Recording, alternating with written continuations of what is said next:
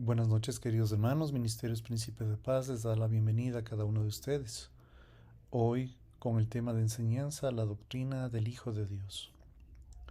Aquí estoy tratando de enviar a alguien que diga realmente la cosa más tonta que la gente a menudo dice acerca de él. No tengo problemas en aceptar a Jesús como gran maestro moral, pero no acepto la afirmación de ser Dios. Esa es la única cosa que no debemos decir. Un hombre que fue simplemente un hombre y que diga las cosas que dijo Jesús no puede haber sido un maestro moral. Habría sido un lunático al mismo nivel de un hombre que suele decir que ser un huevo cocido o de lo contrario sería el demonio del infierno. C.S. Lewis.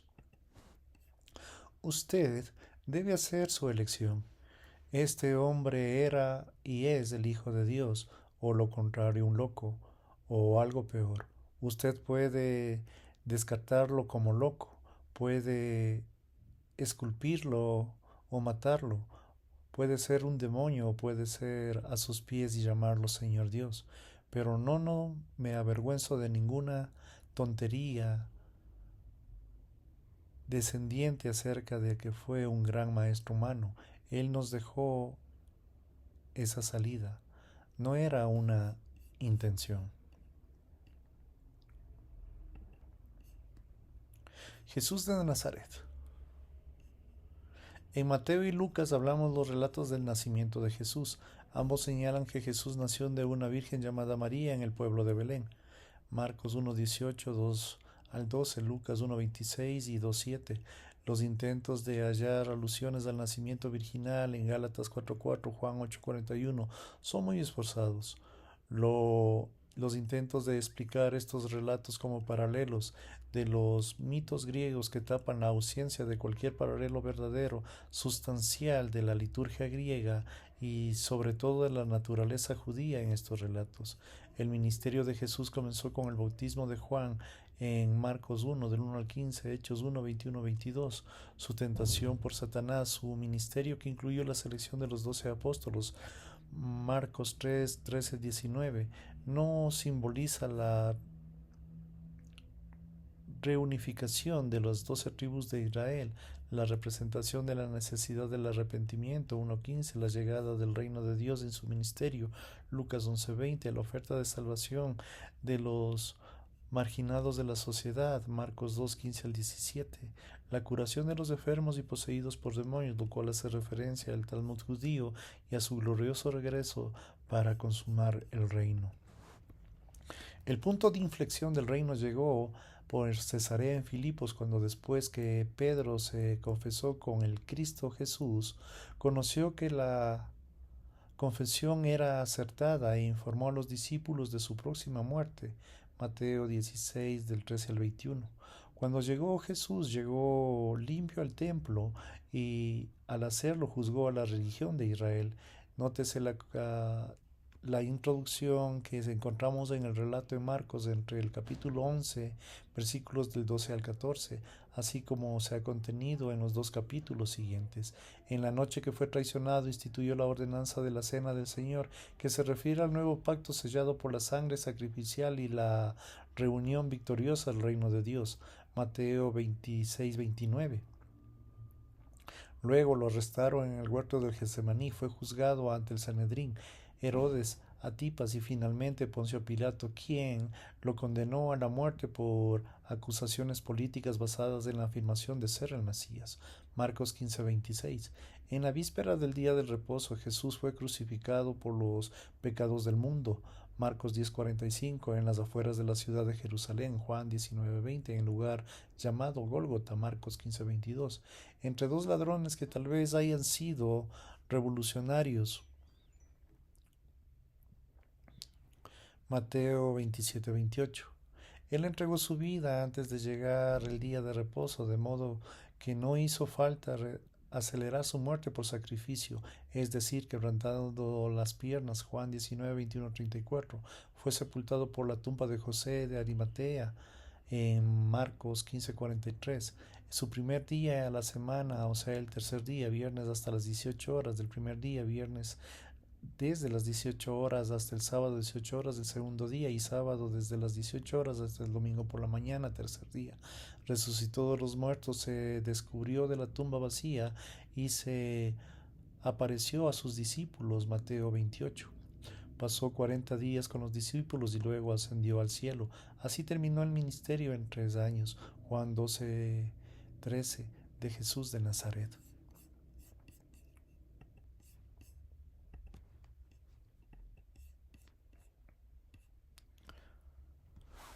Fuentes de la información acerca de Jesucristo, fuentes no cristianas. Estas fuentes pueden dividirse en dos grupos, paganas y judías. En ambos casos el valor limitado es básicamente que solo hay tres fuentes paganas importantes, de Pinilio, Epístola 96, Táctico, Anales, en el siglo XV, página 44, y Suetonio, Vidas, en el volumen 25, página 4. Todas datan de la segunda década del siglo II. Las primeras fuentes judías son Josefo, Antigüedades de los siglos III. En el Talmud y las fuentes no cristianas brindan una época de información sobre Jesús, pero establecen el hecho que verdaderamente vino junto a sus discípulos y realizó sanidades y fue condenado a muerte por Poncio Pilato. Fuentes cristianas. Las fuentes cristianas no bíblicas consideran principalmente los evangelios apócrifos.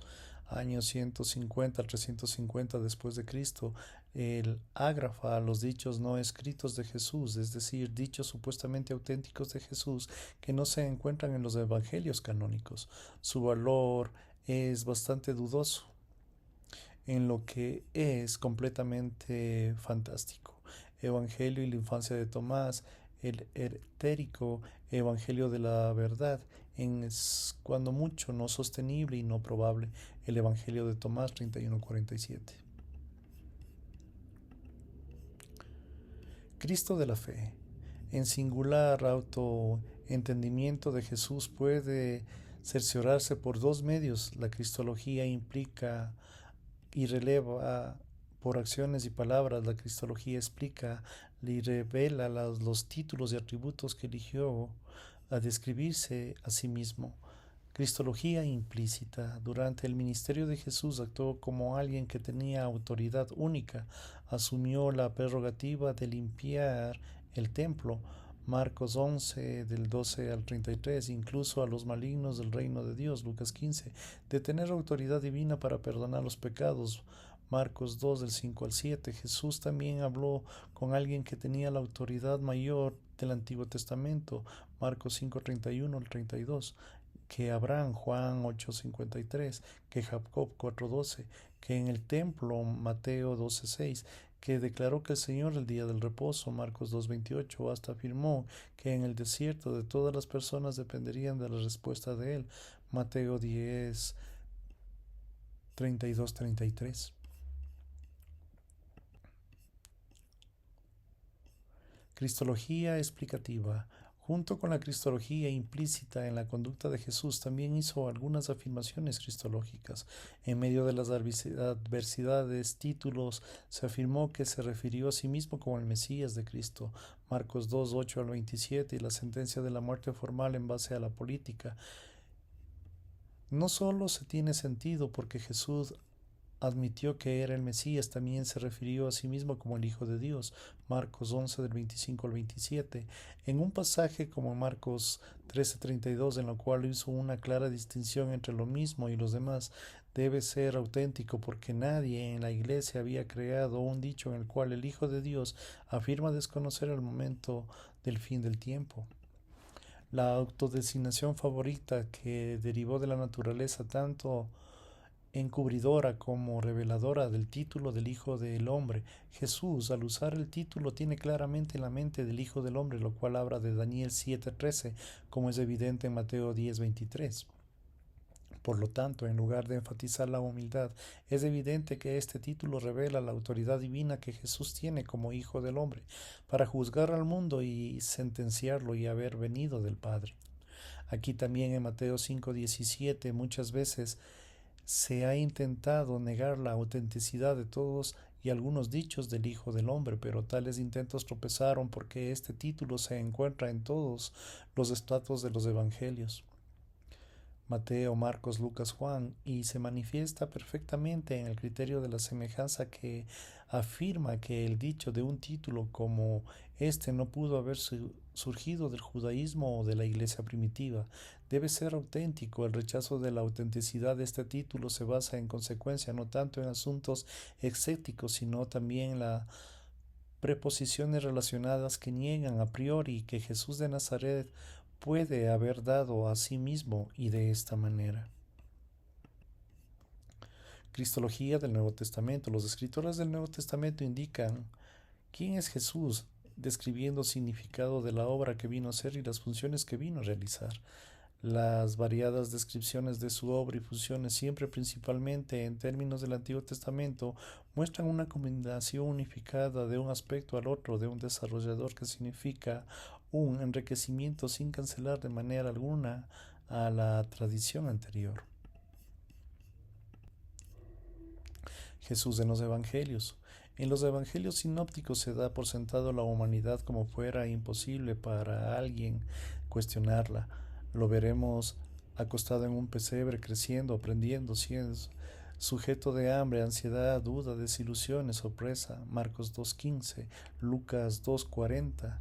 Y finalmente en la muerte y la sepultura, pero en otras partes se acentúa la verdadera humanidad de forma específica, como que pudiera cuestionarla. Juan 1:14, Gálatas 4:4, y como que pudiera descubrir su significado. Hebreos 2:9.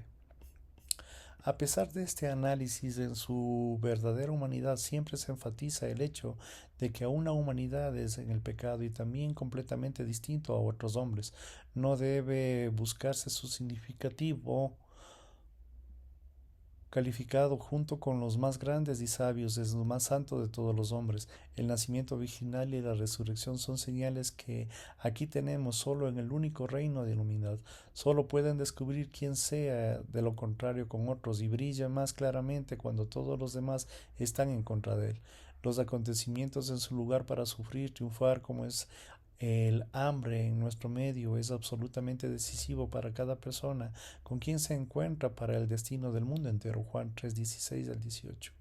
En su verdadera llegada al reino de Dios, Marcos 1:15, sus milagros, sus enseñanzas, que están así. Lucas 11:20. Hay entonces de los que lo malinterpretan. Marcos 2:23-29. Él actúa, habla con autoridad celestial y real, puede desafiar a los hombres a ponerse en la vida. En el Mateo 10:39, el reino es verdaderamente propio.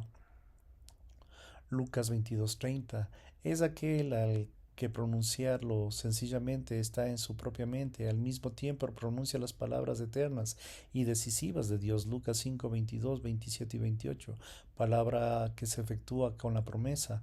Marcos 11:21, con la que hace la palabra de Dios y tiene la autoridad y el poder para perdonar los pecados.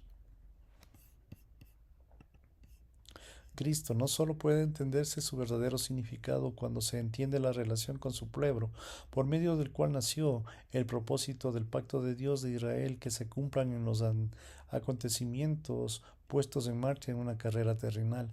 Él es el que viene a hacer no solo que pueda lograr ni que el pueblo en el Antiguo Testamento, ni sus representantes ungidos, los profetas, sacerdotes y reyes, los que se había prometido que surgiría, según en medio que se cumpliría aquello que todos ellos habían fracasado rotundamente. En este sentido, Jesús de Nazaret es ungido en un Espíritu Santo y con poder.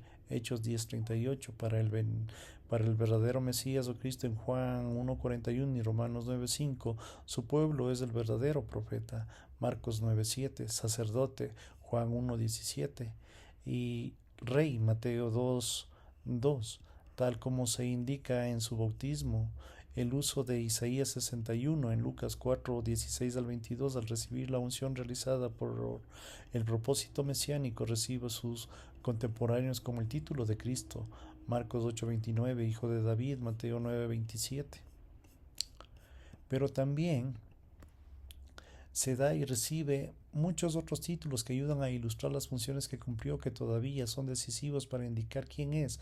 Una comparación de las ideas mesiánicas del judaísmo, tanto en la enseñanza de Jesús como en el testimonio del Nuevo Testamento, muestra que el elegido eligió ciertas características de tradición mesiánica que enfatizó el permiso y se caracterizaba alrededor de su propia persona.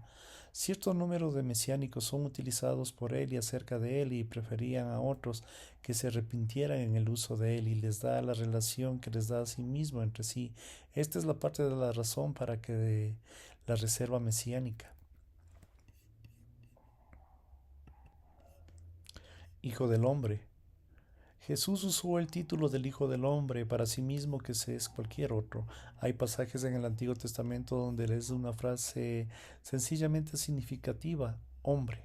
Salmo 8:4, que a veces el uso de Jesús hace correspondiente a ese significado en Mateo 8:20. Por lo tanto, la mayoría de los textos indican en cuando se usa este título Jesús, están pensando en Daniel 7:13, donde el Hijo del Hombre es una figura celestial, tanto en persona como en el representante ideal del pueblo de Dios. En esa tradición apocalíptica judía se considera este Hijo del Hombre es preexistente y vendrá al final de las edades como juez y como luz para los gentiles. Marcos 14:62. Jesús a veces utiliza este título cuando enfatiza su autoridad y poder. Lucas 18:12 del 8 al 12. En otros momentos lo utiliza cuando enfatiza la humildad, el hecho de que estaba de incógnito. Marcos 10:45. En el Evangelio de Juan el título utiliza en contextos que enfatizan su preexistencia, su descenso al mundo, una humanidad que a la misma vez cubre y manifiesta su gloria. Juan 3:13-14. El rol de ungir el cielo y de la tierra, la venida para juzgar a los hombres y realizar un banquete mesiánico. Aunque Jesús solo usa Hijo del Hombre para describirse a sí mismo, expresa lo que significa de otras maneras, especialmente en Romanos 5 y en 1 Corintios 15, donde se describe a Cristo como hombre del cielo y el segundo Adán. Aquí Pablo desarrolla los indicios de los evangelios sinópticos de lo que da vida a Cristo, que hay una nueva creación, Mateo 19:28, en la cual parte de la relación y contrasta con lo de Adán en la primera creación. Marcos 1:13. Tanto Adán como Cristo tienen la relación representada con toda humildad que está involucrada en el concepto del Hijo del Hombre, pero se considera a Cristo como alguien cuya identificación con toda la humanidad es dicho más profunda y completa de Adán. El acto redentor provee la salvación para toda la humanidad porque la fe en todos puede practicar en una salvación ya que está cumplida en él. También la imagen de la gloria de Dios, 2 Corintios 4, versículos del 4 al 6, que el hombre fue creado para reflejar, 1 Corintios 11:7, y de las cuales los cristianos deben revestirse y participar en la nueva creación. Siervo. La autoidentificación de Jesús con la humildad resalta los pasajes que se reencuentran con el siervo sufriente en Isaías, en Mateo 12:18. En su experiencia de bautismo asume este rol. Isaías 42:1, Mateo 3:17. Al sufrir, quien representa a todo un pueblo que es ofrecido por los pecados del mundo. Isaías 53, Juan 1:29. Se llama a Jesús siervo explícitamente con la predicación temprana de la iglesia, Hechos 3:13. El pensamiento de él como también estaba presente en la mente de Pablo, Romanos 4:25. La humillación de su autoidentificación que nos muestra la humanidad en Hebreos 2:9. Ocupa un lugar de la víctima, sino también el de sumo sacerdote, ofreciéndose a la vez y para siempre. Una ofrenda a sí mismo que se establece de la hora en adelante en una nueva relación entre Dios y la humanidad. Su bautismo es el cumplimiento de lo que logra en la carrera terrenal, culminando en la cruz.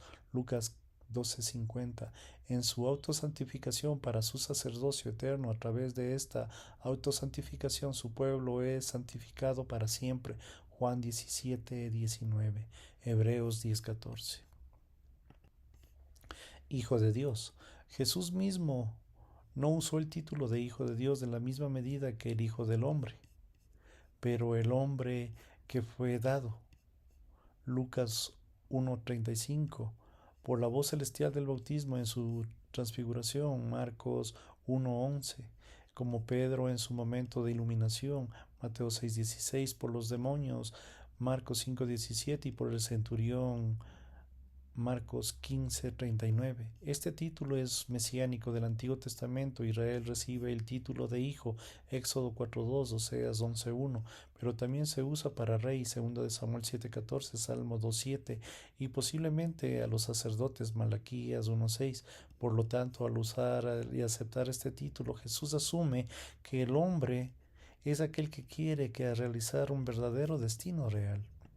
Pero el título también refleja singular conciencia filial de Jesús en medio de tal tarea mesiánica. Salmo 2:7. Esto tiene las implicaciones cristológicas más profundas. No es sencillo un hijo, sino un hijo de Dios. Juan 20:17. En Juan se considera que esta conciencia revela los puntos clave de los evangelios sinópticos, de forma de la transformación consciente y continua de la vida de Jesús, el Hijo del Padre, son uno. Juan 5:19-30. La voluntad, la actividad, así como el de dar vida eterna. El Hijo está con el Padre y el Padre está con el Hijo. Juan 10:38. Igual que el Padre, el Hijo también tiene vida, poder y vivificará a sí mismo. Juan 5:26. El Padre ama al Hijo. Juan 3:35. Y encomienda todas las cosas en las manos, en donde la autoridad para juzgar. El título también implica una unidad de ser, la naturaleza con el Padre, y la singularidad y el origen de la preexistencia. Hebreos 3:16. Señor. Aunque Pablo también usa el título de Dios, que se refiere más frecuentemente a Jesús como Señor, este término se originó con Pablo. En los evangelios no se lo llama y se hace referencia a Jesús como Señor. Mateo 7:21. Aquí el título puede referirse prácticamente a su autoridad para enseñar. Lucas 11:1, pero también puede tener un significado más profundo. Mateo 8:25, aunque se le da más frecuentemente después de la exaltación de sí mismo. Citó el Salmo 110:1. El señorío de Cristo se extiende a lo largo de la historia sobre todos los poderes del mar. 1 Corintios 2:6-8. Debe ser primordial para todo el interés de la vida de la iglesia. 1 Corintios 7:10. Como el Señor, Él vendrá a juzgar. 2 de Tesalonicenses 1:7. Aunque la obra de Jesús y su humillación también es el ejercicio de su señorío, fue desde la resurrección hasta la ascensión de la iglesia primitiva que confirmó el título de Señor más espontáneamente. Hechos 2:32-36. Los creyentes oraban como oirían al Padre. Hechos 7:59-60. Su nombre como Señor tiene asociado más estrechamente al Dios mismo. 1 Corintios 1:3. Las promesas y los atributos del Señor, de Yahweh, en el Antiguo Testamento. Hechos 2:21-38. Se refiere y se aplica literalmente al lenguaje y a las fórmulas usadas por Dios mismo en Juan 1:1.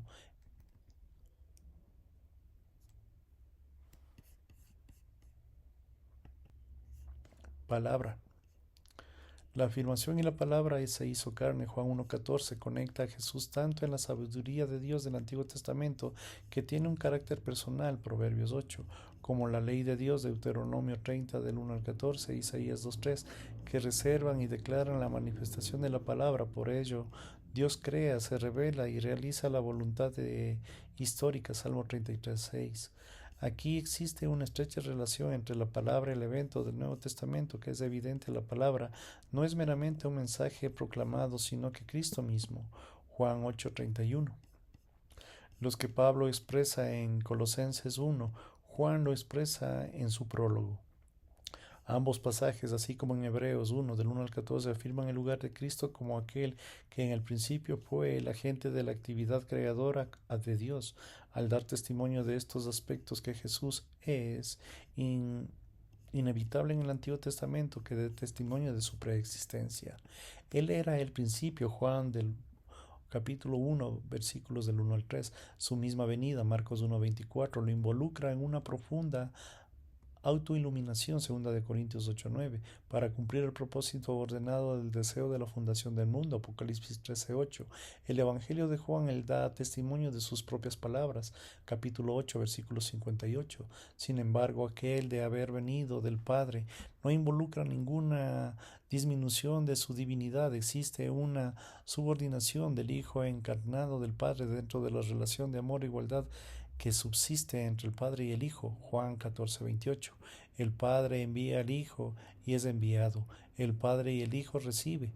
El Padre ordena y el Hijo realiza. Cristo pertenece a Dios, quien es la cabeza, 1 Corintios 3:23, y al final se sujetarán todas las cosas a Él, 1 Corintios 15:28. Explicación. La expresión hacer expiación es como un Éxodo, Levítico y Números, pero rara vez aparece en el resto de la Biblia. Sin embargo, la idea básica es permea la necesidad de la explicación, y la expiación surge de la pecaminosidad de la humanidad en una verdadera y variante verdad evidente a lo largo de las Escrituras, pero influencia fuera de la Biblia. En el Antiguo Testamento es frecuente el pecado ofrecido en los sacrificios, así que el holocausto se aceptaba para aceptar la expiación, Levítico 1:4, así como el sacrificio por el pecado y el sacrificio por la culpa, y especialmente en los sacrificios del día de la expiación. Por supuesto, por el sacrificio no tiene ninguna eficacia si se ofrece sin espíritu apropiado. Pecar con altivez, Números 15:30, es decir, con orgullo y presunción, es colocar fuera del ámbito del perdón de Dios. Los profetas muchas veces denunciaron el ofrecimiento de sacrificios como mera acción externa, pero ofrecer sacrificios como expresión de un corazón arrepentido y confiado significa hallar la expiación. A veces se logra la expiación aparte del sacrificio, con dinero, Éxodo 30, versículos del 20 al 12, u ofrenda, 2 Samuel 21, del 3 al 6. En estos casos de hacer expiación significa desviar el castigo especificado de la ira divina pagando un copper o rescate, que puede ser en dinero o puede ser en vida. El pecado es grave a lo largo de todo el Antiguo Testamento y se castiga al menos en la búsqueda de la expiación de la manera provista por Dios. Esta verdad se repite y es amplia en el Nuevo Testamento, en donde se deja claro que todos somos pecadores, Romanos 3:23. En el infierno nos espera, Marcos 9:43. Pero es igualmente evidente la voluntad de Dios de traer la salvación, por lo que ha comprado por la vida, la muerte, resurrección y ascensión del Hijo. El amor de Dios no es móvil y principal, Juan 3:16. No debemos pensar en un Hijo amoroso que le arranca la salvación del Padre, justo pero severo. La voluntad del Padre es que todos se salven, y la salvación no se logra pensando en la baratija mágica, por sí decirlo, sino por lo que Dios ha hecho en Cristo. Dios estaba en Cristo reconciliando al mundo consigo mismo, 2 Corintios 5:19, una reconciliación producida por la muerte de Cristo, Romanos 5:10. En el Nuevo Testamento enfatiza la muerte de Cristo no es ningún accidente que en la cruz haya llegado a aceptarse como un símbolo de fe cristiana, ni que una palabra como crucial tenga el significado que tiene. La cruz es absolutamente céntrica para la salvación, y esto se distingue al cristiano. Otras religiones tienen mártires, pero la muerte de Jesús no fue la muerte del mártir, fue la muerte del Salvador. Su muerte salva a la gente de sus pecados. Cristo tomó el lugar de la gente, murió en su muerte, Marcos 10:45, como culminación del ministerio en lo cual siempre se hizo con los pecadores. En el Nuevo Testamento no se propone una teoría de expiación, pero hay muchas referencias de la eficiencia de la obra expiatoria de Cristo. abunda la información sobre los múltiples facetas, así como Pablo hace mucho énfasis en la expiación como un proceso de justificación, usando los conceptos de redención, proclamación y reconciliación. A veces leemos acerca de la cruz como que si fuera la victoria, un ejemplo de un sacrificio que se hace, se crea un pacto, sencillamente un sacrificio. Hay muchas maneras de verla. No nos queda ninguna duda acerca de la eficiencia y de la complejidad, cualquiera que sea nuestra respuesta al problema de la espiritualidad de la humanidad. La cruz satisface a la necesidad, pero en el Nuevo Testamento no explora como lo hace. A medida de los creyentes a los diversos países, a las diversas edades, han intentado unir los hilos de las diversas enseñanzas de la Escritura, han surgido una legión de teorías de la expiación para ayudar a otros a entender de una manera mejor lo que Dios ha obrado y traernos a la salvación. El camino para este tipo de emprendimiento ha estado abierto por lo menos en parte, porque la Iglesia nunca ha establecido ni se dicta oficialmente ni ortodoxo. Los primeros siglos vinieron grandes controversias acerca de la persona de Cristo y la naturaleza de la Trinidad. Aparecieron herejías, se debatían en el fondo y luego se rechazaban. Finalmente la Iglesia aceptó la fórmula de Calcedonia como la expresión estándar de la ortodoxa, pero no habría un equilibrio en cuanto a la expiación. La gente sencillamente sostenía que la verdad satisfactoria de lo que Cristo le salvó por medio de la cruz y no discutía acerca de cómo se efectuó esta salvación. En consecuencia, no había ninguna fórmula estándar como la declaración de Calcedonia.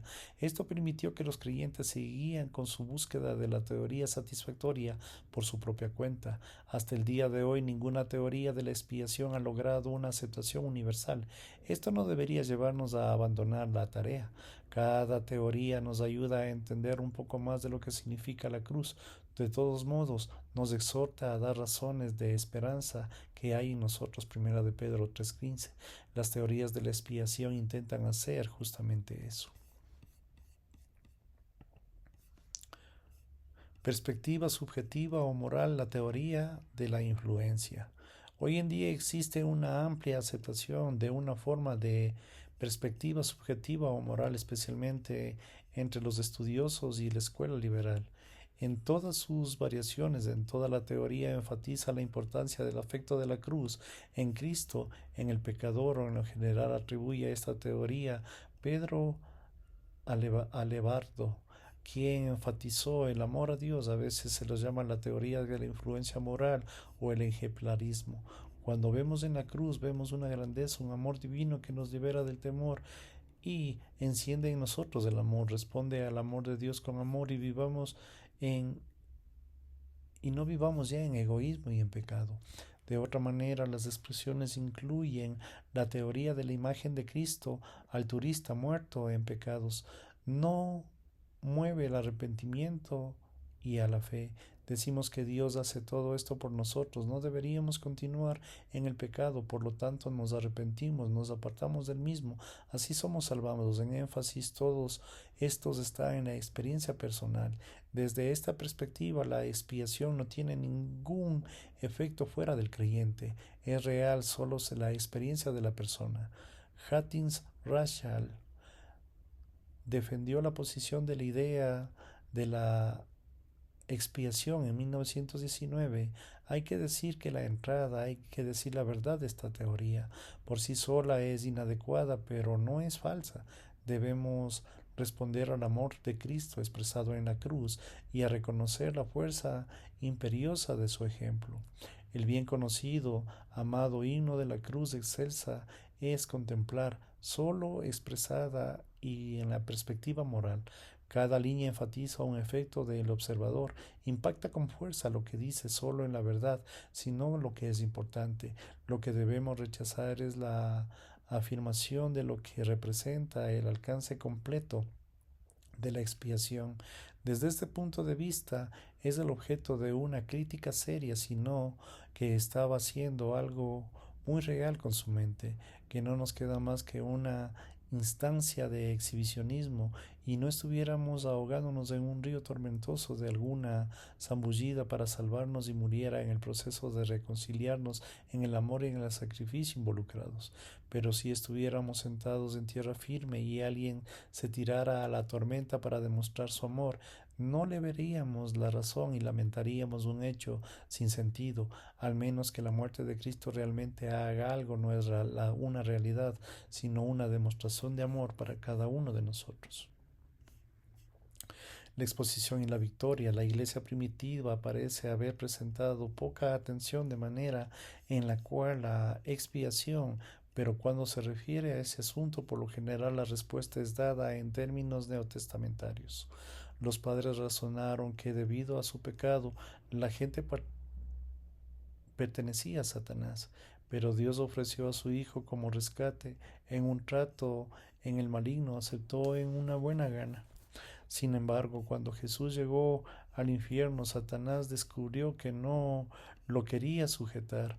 Al tercer día, Cristo resucitó triunfante y dejó a Satanás sin sus prisiones originales, y el rescate lo había aceptado en su lugar. No hacía falta de un gran intelecto para detener que Dios lo habría previsto con la idea de que Dios engañara al diablo. No preocupaba a los padres, lo aceptaron como evidencia de que Dios es más sabio y más fuerte que Satanás.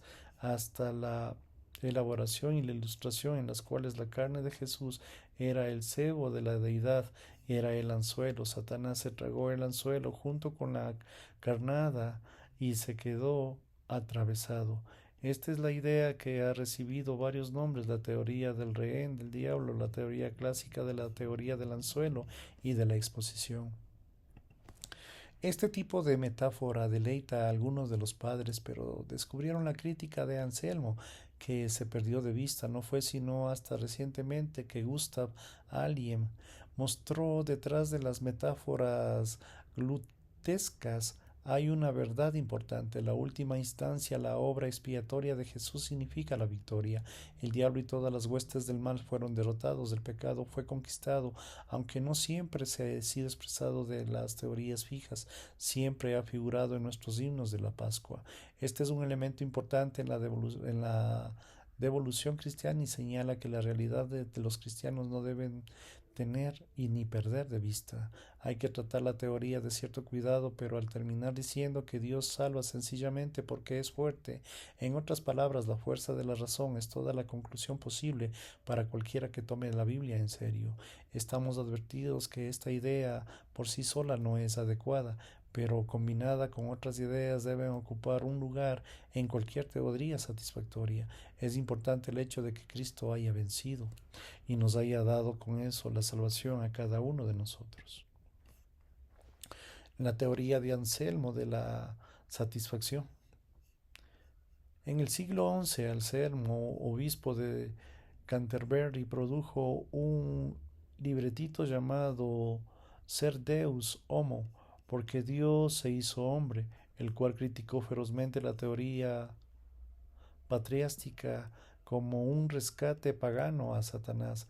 Él consideraba que el pecado deshonra a la majestad de Dios. Ahora el soberano podría estar dispuesto a perdonar un insulto de un agravio a la capacidad personal, pero no es soberano y no puede hacerlo. El Estado ha sido deshonrado desde su cabeza. Es necesario ofrecer la satisfacción apropiada. Dios es el gobernante soberano. Todo no es correcto. Que Él exhorte ninguna irregularidad en el reino. Anselmo asegura que es un insulto lanzado a Dios por el pecado tan grande que solo Dios puede procurar perdonarlo y ser llenado a satisfacción. Pero este insulto lanzado por un ser humano, de modo que solo el ser humano podría proveer la santificación, por lo tanto concluyó hacia la falta de alguien que fuera tanto Dios como humano. El enfoque de Anselmo elevó la discusión a un plano mucho más alto que había ocupado los argumentos anteriores. No obstante, se acepta generalmente en la demostración, no es concluyente.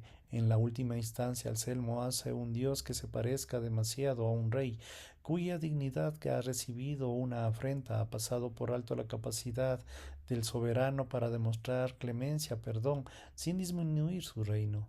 Otro defecto de la teoría de Anselmo se encontró con ninguna conexión necesaria entre la muerte de Cristo y la salvación de los pecados. Cristo merecería una gran recompensa porque murió sin necesidad de hacerlo, porque no tenía pecado, pero no podía recibir una recompensa porque él la tenía todo. ¿A quién mejor podría entonces asignar la recompensa de aquellos que quienes habían muerto?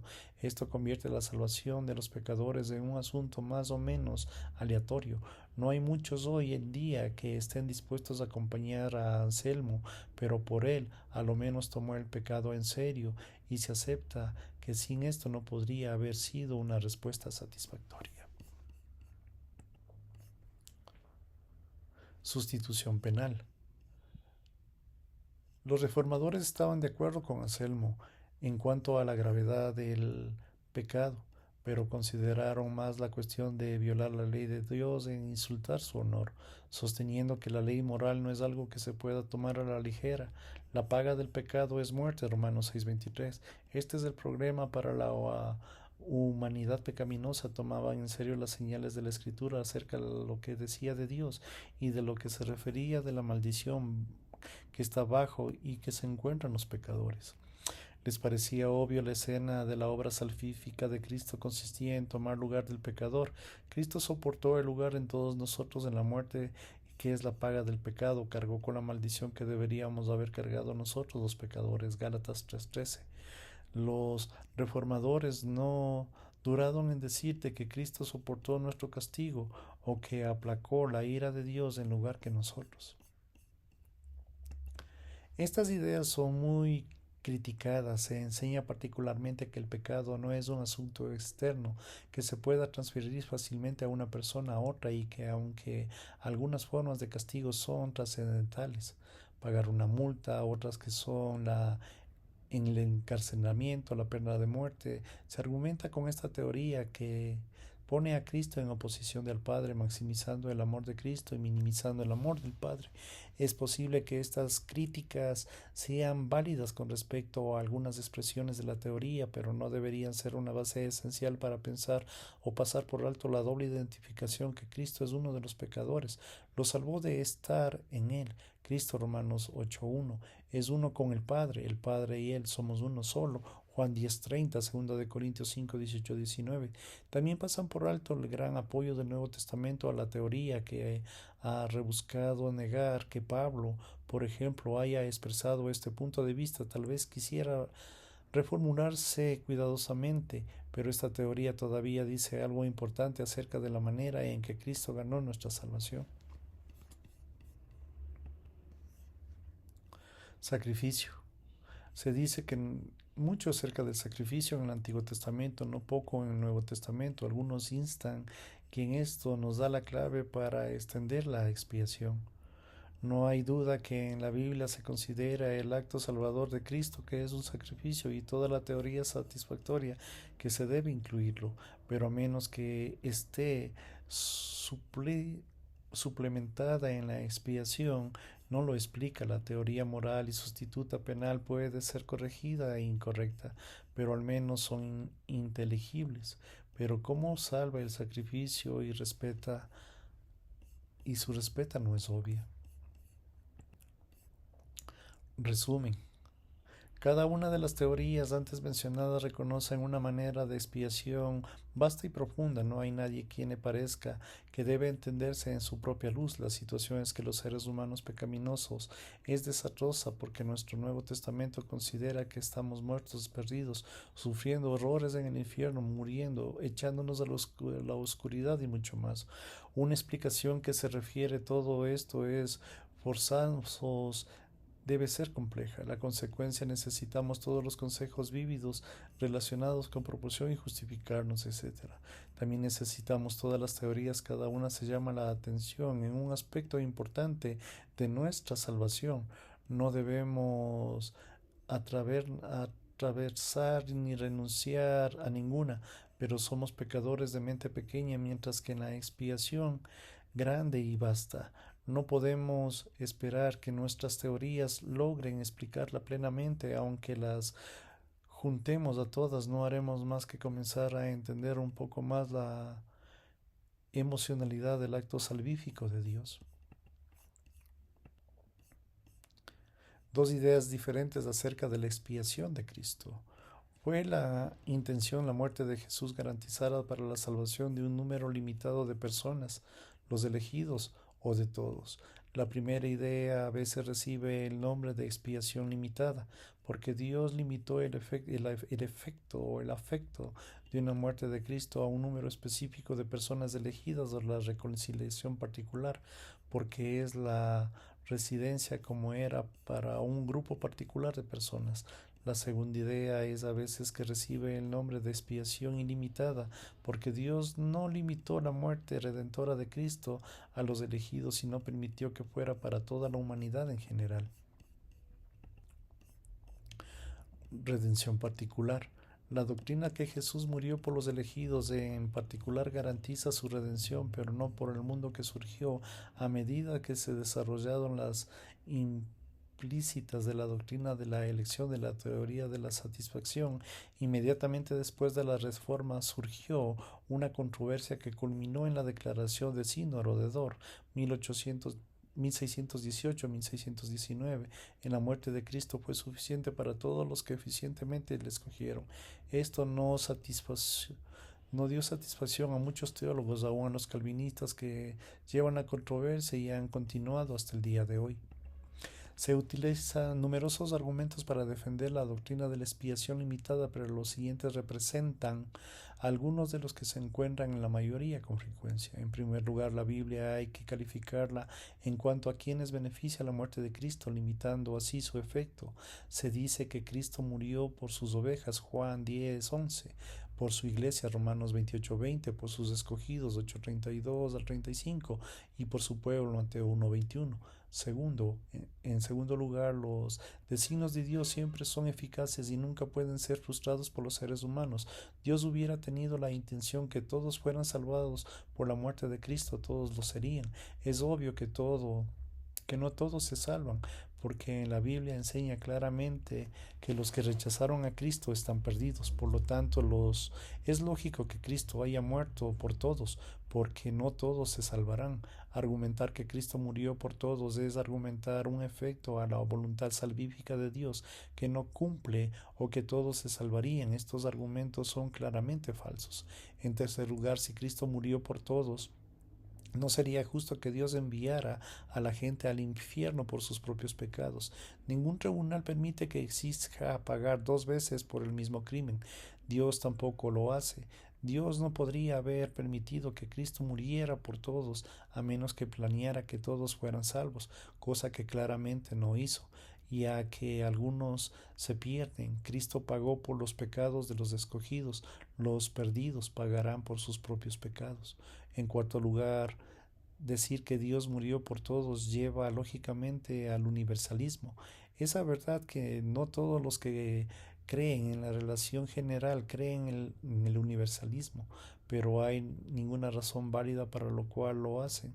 Si fueran coherentes, lo harían porque está argumentado de que Cristo pagó por los pecados de todos y así salvarlos.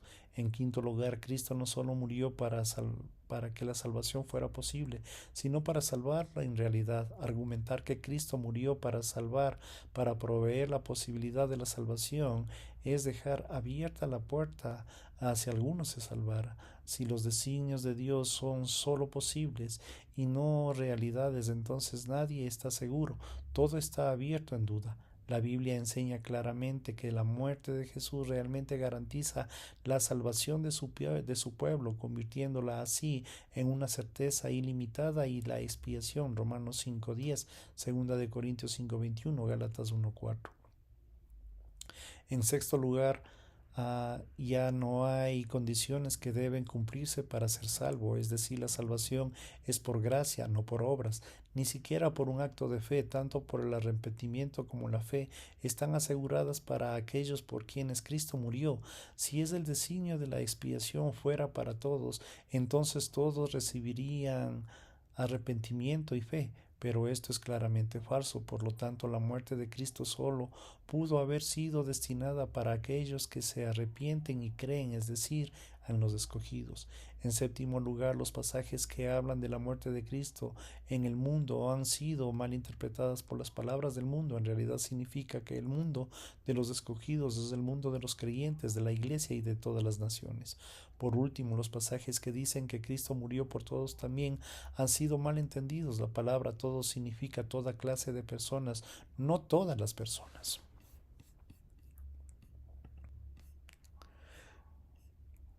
Redención general. La doctrina de la redención general argumenta que la muerte de Cristo estaba diseñada para incluir a toda la humanidad, sin importar todos los credos o no. Para los que creen en esta amplia forma de redentora, para los que no creen, proveen los beneficios de la gracia común y la eliminación de cualquier excusa por estar perdidos. Dios amó a Cristo y murió por ellos y están perdidos porque se niegan a aceptar la salvación ofrecida sinceramente por Cristo. En primer lugar, se defiende a la redención general, que indica que es la interpretación histórica de la Iglesia sostenida con una gran mayoría de los teólogos reformados, evangelistas y padres desde el comienzo de la Iglesia hasta el día de hoy, incluyendo prácticamente a todos los escritores de la Reforma, que es posible a excepción de Agustín.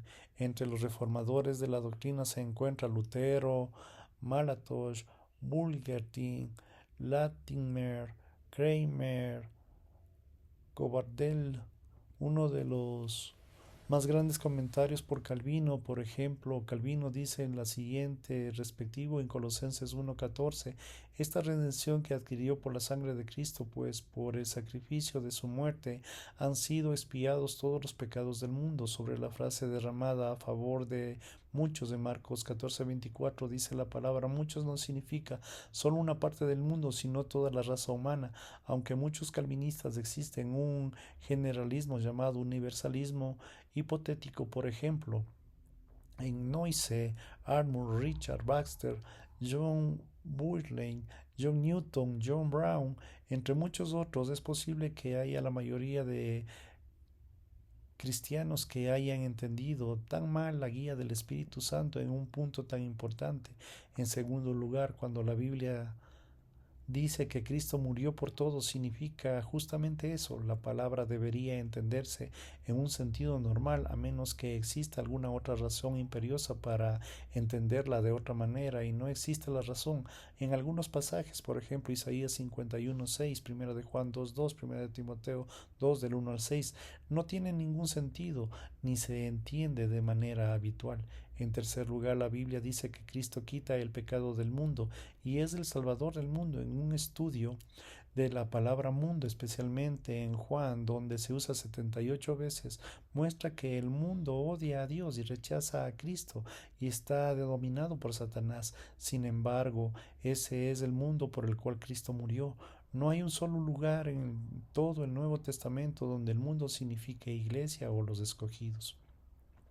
En cuarto lugar, los diversos argumentos que reducen a la acusación del universalismo representan la falacia lógica a las excepciones especiales. El hecho que Cristo haya muerto por todos significa que todos se salven. Es necesario creer en Cristo para ser salvo, de modo que la muerte en Cristo por un mundo de arrepentimiento no garantiza la salvación para todos. Pablo no tuvo ningún problema en decir que Dios todavía es el Salvador de todos los que, en un sentido, los que creen, y en otro sentido también. Primera de Timoteo 4:9 y 10. En quinto lugar, Dios no es injusto al considerar a los que rechazan la oferta de la salvación. No exige juicio dos veces. Dado que los incrédulos se niegan a aceptar la muerte de Cristo como propia, los beneficiarios de la muerte de Cristo no aplica a ellos. Ellos están perdidos porque Cristo no muere para ellos, sino que quedan rechazados la oferta de perdón de Dios. En sexto lugar, es cierto que se dice que los beneficios de la muerte de Cristo pertenecen a los escogidos, sus ovejas, su pueblo, pero habría que probar que Cristo murió solo por ellos. Nadie niega que Cristo haya muerto por ellos, solo se niega que Cristo haya muerto exclusivamente por ellos. En séptimo lugar, la Biblia enseña que Cristo murió por los pecadores, Romanos 5, del 6 al 8, primera de Timoteo 1:15. La palabra pecador en ningún lugar significa iglesia o los escogidos, se refiere a toda la humanidad perdida. Por último, Dios ofrece el evangelismo sinceramente a todos los que creen, no solo a los escogidos, como podría ser cierto caso en Cristo realmente no murió por todos.